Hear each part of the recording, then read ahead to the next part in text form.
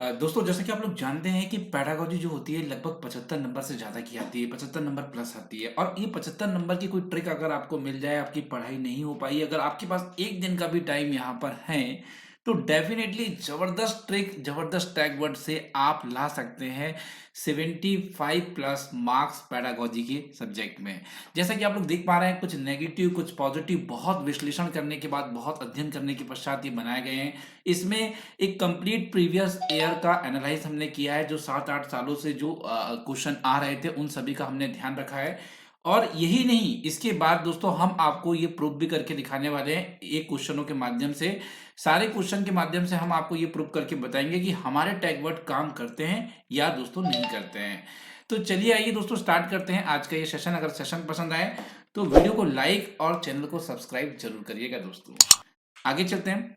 दोस्तों यहाँ पे सबसे जबरदस्त ट्रिक्स अगर हम लोग यहाँ बात करें तो जैसा कि आप लोग जानते हैं कि 150 मार्क्स का पेपर होता है और 150 में से 75 प्लस पेडागोजी आती है। मतलब लगभग लगभग अगर हम लोग बड़ी बात भी करें तो 90 नंबर के आसपास भी कई बार पेडागोजी आ जाती है। पर हम लोग यहाँ बात करेंगे केवल 75 मार्क्स की।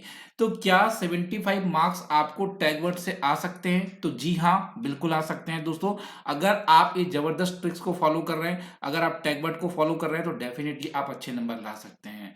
देखिए क्या होता है, जो ये सारे टीचर एग्जामिनेशन है ना, ये केवल बच्चों के लिए होते हैं, बच्चों के हित के लिए होते हैं। ऐसा कहा जाता है कि अगर आपने बच्चा बचा लिया तो दोस्तों आपका सीटेट बचा लिया, आपने अपना यूपीटेट बचा लिया, ये याद रखिएगा।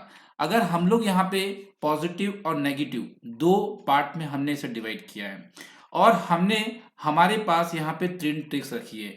ट्रिक नंबर 1 में आपको पॉजिटिव नेगेटिव है, ट्रिक नंबर 2 में आपको तुक्का कैसे लगाना है इसके बारे में बताया जाएगा और ट्रिक नंबर 3 पे आपको ये बताया जाएगा जब आपको कोई प्रश्न नहीं बन रहा है तो आपको ऑप्शन को रिजेक्ट करके राइट आंसर कैसे लेकर आना है। तो गाइज आपको इंतजार किस बात का है, वीडियो को अभी लाइक करें।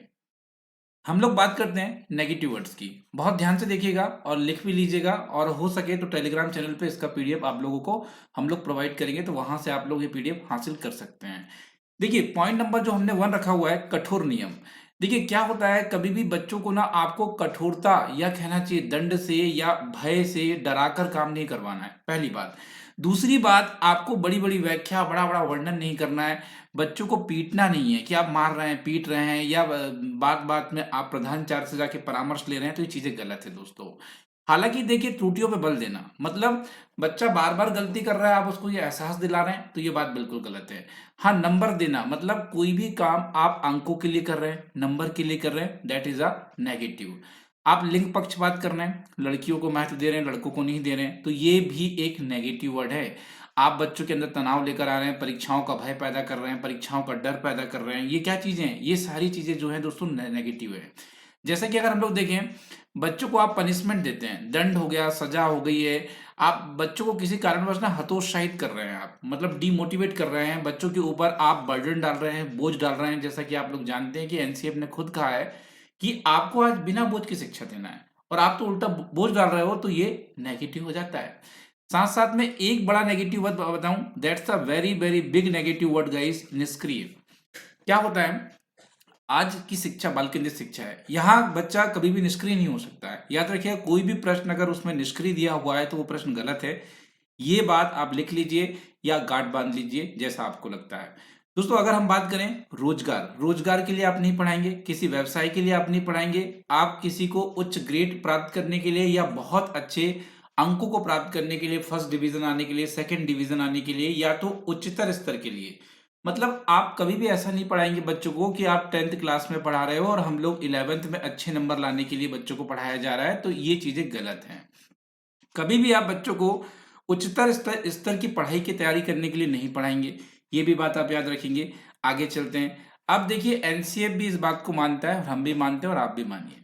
एक्चुअली क्या होता है, टेक्निकल वर्ड जिससे आप कहते हैं तकनीकी शब्दावली, वैज्ञानिक शब्दावली या परिभाषाएं या हो जाते हैं आपके नियम, ये एक्चुअली बच्चों को इन चीज़ों से दूर रखना है आपको। ठीक है, ये सारी चीज़ें नेगेटिव है कि आज बच्चों को आप टेक्निकल वर्ड इंट्रोड्यूस कराएंगे, शब्दावली कराएंगे, जो साइंटिस्ट लोग वर्ड इस्तेमाल करते हैं वो, या कोई परिभाषा रटा रहे हैं या तो कोई नियम सिखा रहे हैं, तो ये चीज़ों से बच्चों को आपको दूर रखना है। आज ये सिस्टम है कि आज नियम बच्चों को बनाने दीजिए, बच्चों से आप नियम निकलाइए, ना कि नियम सिखाइए। Is that clear? अब आगे हम लोग चलें तो हाँ, किसी चीज़ का व्याख्यान करना ये नेगेटिव होता है। किसी चीज़ को सीमित करना, जैसे आप बच्चों का चिंतन सीमित कर दे रहे हैं, ऐसे काम कर रहे हैं जो डायरेक्टली आंसर आ जा रहा है, कुछ सोचने समझने का मौका नहीं मिल रहा है, तो उन चीज़ों से आपको बचना है। ऐसे प्रश्न जहाँ पे ऐसे ऑप्शंस जहाँ केवल, मात्र, सिर्फ़, ही या ओनली जैसे शब्दों का इस्तेमाल हुआ है, वो आपके नेगेटिव ही माने जाएँगे। रोट लर्निंग की बात हो रही है, याद करने की बात हो रही है, कंठस्थ करने की बात हो रही है या रट्टा लगाने की बात हो रही है, तो डेफ़िनेटली ये बहुत बड़ा एक नेगेटिव वर्ड है। एक बार फिर से दोहराना चाहूँगा, रोट लर्निंग की बात कर रहे हो, याद करने की बात कर रहे हो, कंठस्थ करने की बात कर रहे हो, तो गाइज़ ये बहुत नेगेटिव वर्ड है। हालाँकि पुस्तक केंद्रित मतलब आपने पुस्तक को ही सब कुछ मान लिया है और पुस्तक के अध्याय केवल केवल कंप्लीट कराए जा रहे हैं, कोई एक्टिविटी नहीं है, कोई कुछ भी नहीं है यहाँ पर। तो हाँ, पुस्तक केंद्रित विधि जो होती है वो नेगेटिव है। शिक्षक केंद्रित विधि, पाठ्यचर्या केंद्रित विधि, स्कूल केंद्रित विधि जो होती है, ये कैसी होती है? सारी विधियाँ नेगेटिव होती है। कभी भी वो ज़माना गया, ठीक है? जो वाटसन कहते थे ना कि आप मुझे एक बच्चा दे दो, जो चाहे आप बना दूँगा, वो वाला ज़माना चला गया दोस्तों, आज वो बच्चे नहीं रहे हैं, ठीक है? यहाँ पे खाली स्लेट, कोरी पट्टियाँ, कोरा घड़ा या लिंग लिंग के आधार पे भेदभाव आपसे बच्चे से कभी भी नहीं करना है। अगर आपका प्रश्न ये चीज़ें कर रहा है, तो वो नेगेटिव है, आप याद रखिएगा। देखिए, बच्चों की अगर हम लोग बात करें हालाँकि एक पॉज़िटिव पॉइंट हमने यहाँ पे इंक्लूड कर लिया है, ये याद रखिएगा, यहाँ से ना पॉज़िटिव पॉइंट इंक्लूड हो गए हैं, याद रखिएगा। तो इसको हम थोड़ा-सा रुक कर लेते हैं। अब हम चलते हैं यहाँ पे पॉज़िटिव वाले मुद्दे में, ठीक है? बहुत ध्यान से सुनिएगा क्योंकि इसको ना मैं आपको सिद्ध करके बताऊँगा कि कितना काम करता है, कितना नहीं करता है। क्या आपको ये 75 नंबर दिला सकते हैं या नहीं दिला सकते हैं, ये भी मैं आपको सिद्ध करके बताऊँगा। तो चलिए यहाँ पे पॉज़िटिव वाले में देखते हैं। देखिए, बच्चों को आप अवसर दीजिए। अवसर दीजिए मतलब सीखने के अवसर दीजिए, बोलने के अवसर दीजिए, लिखने के अवसर दीजिए, पढ़ने के अवसर दीजिए, बच्चों को चर्चाएँ में शामिल करिए, बच्चों को आप लर्निंग बाय डूइंग कराइए। मतलब किसी प्रश्न में अगर करके सीखने की बात हो रही है या बच्चों को चर्चा में शामिल कर रहा है या बच्चों को खोजने के अवसर मिल रहा है, तो भैया वो प्रश्न बहुत अच्छा होगा, पॉज़िटिव होगा, आप उसमें लगा देना 1 नंबर आपके कहीं नहीं जाएँगे। दूसरी बात, अगर जिस प्रश्न में बच्चा सामाजिक गतिविधि कर रहा है, जिस प्रश्न के विकल्प में बच्चा सक्रिय है, बच्चा एक्टिव है, बच्चा सोशल इंटरेक्शन में है, सामाजिक अंतःक्रिया में है, तो वो हमेशा राइट होता है। वो 99% जो होता है भैया राइट ही होगा, याद रखिएगा। ऐसा विकल्प जहाँ बच्चा खोज करता है, अन्वेषण है ना? खोज करके कुछ चीज़ें सीख रहा है, सर्च कर रहा है, रिसर्चिंग कर रहा है, तो वो ऑप्शन ऑलवेज़ सही होगा। याद रखिएगा ये भी चीज़ें। पोर्टफोलियो 99% सही होगा। समूह में सीख रहा है, बच्चे समूह में सीख रहे हैं, ग्रुप एक्टिविटी कर रहे हैं, बच्चे किस्से कहानियों के द्वारा सीख रहे हैं, बच्चा क्रिएटिविटी के माध्यम से सीख रहा है, बच्चा अर्थपूर्ण सीख रहा है, बच्चा भावपूर्ण तरीके से सीख रहा है, बच्चा कारणों का पता लगाकर सीख रहा है, बच्चे से बार-बार प्रश्न पूछने के लिए प्रोत्साहित कर रहे हो आप। प्रश्न पूछने के लिए, बच्चों को गतिविधियाँ से सिखा रहे हो आप, तो भैया ये जितने पॉइंट्स अगर आपको दिख रहे हैं, आपके प्रश्न में, आपके ऑप्शंस में अगर मौजूद हैं, तो हाँ, 100% वो प्रश्न आपका सही ही निकलेगा, कभी गलत नहीं हो सकता। इस बात की आपको 100% गारंटी है। आगे चलते हैं। एक्चुअल देखेंगे तो आपको वास्तविक जीवन से जोड़ना, ठीक है? ध्यान दीजिएगा, दैनिक जीवन से जोड़ के पढ़ाना, ये दैट्स अमेजिंग यार। ये अगर विकल्प किसी में दिया है तो आप समझ जाइए कि 1 नंबर आपको वहाँ मिलेगा ही मिलेगा। अगर कहीं पे बाल केंद्रित शिक्षा की बात की जा रही है यहाँ हस्त अनुभव, जो हाथों से करने वाले अनुभव की बात होती है ना जिस प्रश्न में, वो प्रश्न हमेशा सही होता है। जहाँ सर्वगुण विकास की बात की गई है, जहाँ हस्तपरक अनुभव की बात की गई, जहाँ असाइनमेंट की बात की जा रही है, जहाँ बच्चों की जिज्ञासा आप जगा रहे हो। ऐसा मान लो कोई प्रश्न दिया है आपको जिसमें बच्चों की जिज्ञासा जाग रही है। मान लेते प्रश्न पूछने के दौरान जाग रही है, कहानी के द्वारा जाग रही है, जिसमें बच्चों को प्रोत्साहन मिल रहा है, जिसमें बच्चों को सम्मान मिल रहा है, जिसमें बच्चों को अनुभव, जिसमें बच्चों के ना अनुभव को शामिल किया जा रहा है, तो भैया वो विकल्प कभी गलत हो ही नहीं सकता। वो विकल्प कभी गलत हो ही नहीं सकता। याद रखिएगा, कक्षा का वातावरण लोकतांत्रिक या प्रजातांत्रिक है, ये आपके ऑप्शन में प्रश्न में सम्मिलित है, तो वो प्रश्न कभी गलत नहीं हो सकता। आपकी शिक्षा समावेशी शिक्षा है, आप दृश्य श्रव्य साधनों का इस्तेमाल कर रहे हैं, आप विभिन्न संदर्भों में भिन्न तरीके से पढ़ा रहे हैं, तो वो प्रश्न आपका कभी गलत नहीं हो सकता दोस्तों। तो यहाँ पे ये सारे पॉइंट्स जो आपने देखे, that's a positive point, that's a negative point guys, याद रखिएगा। अब हम लोग यहाँ पे इस पॉइंट को सिद्ध करें, इससे पहले एक ट्रिक्स आपको बता दूं, फिर मैं तीनों ट्रिक्स बताता हूँ। एक ट्रिक्स हो गई आपकी जो टैग वर्ड की थी।